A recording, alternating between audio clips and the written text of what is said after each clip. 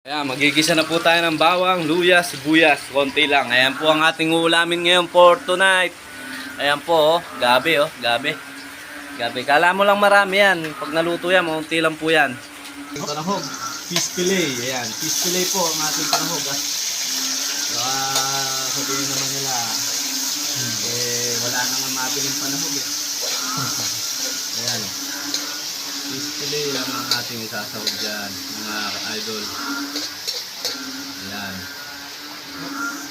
Ayan, syempre, tama na yan. Kasi masyadong maluluto ang ating fish fillet. Kaya lalagyan na po natin siya ng bagong.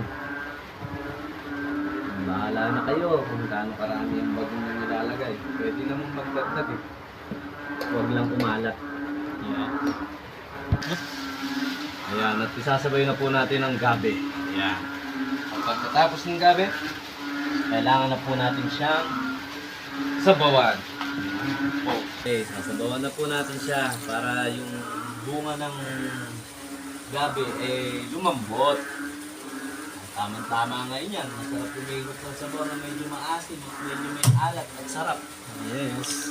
Ayan, kasi umuulan-ulan na naman ngayon. Tagulan na naman.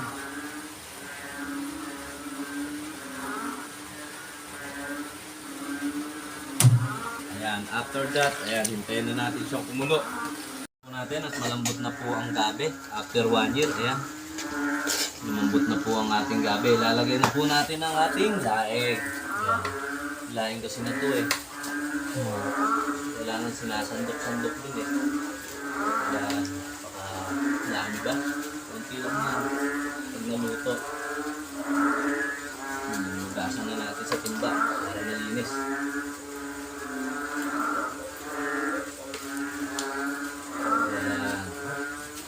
Naku, mapupuno Pero pag naluto yan kunti lang yan. Kaya Hindi, actually, tubig lang po kasi nasa timba na to. Hindi naman po lahat. Ayan. Ayan, ganyan po ang pagluluto ng gabi. Ayan. Yung mga nahilig po sa gabi, ayan, pwede nyo pong gayahin yung aming pagluluto. Kung gusto nyo yung ganyang pagluluto, ayan. Ayan, okay na yan. Luto na po. Kakain na tayo. Hindi. Joke lang. Tatakpan muna natin yan at palalambutin. Bago natin nilagay yan sa palok. Okay? Op. Ayan na mga idol. After that, ayan. Medyo malambot na ang ating laing. Punong-puno nga talaga. Pero hindi pa po siya ganong malambot. Ayan. Palalambutan pa natin ng konti. Depende sa inyo kung ano gusto nyo sa laing. Kung lutong-luto o hindi ganong luto. Ganon. Medyo matigas. Ayan. Gaganyanin nyo lang po siya. Ayan. Alright. Ayan. Ibabaw na po natin isang palok. Ayan. Para pagka naluto na siya. Ayan. Okay na. Ayan guys. Okay na. Luto na ang ating ayan ginisang gabi. Laing ng gabi na may sampalok. Ayan po guys.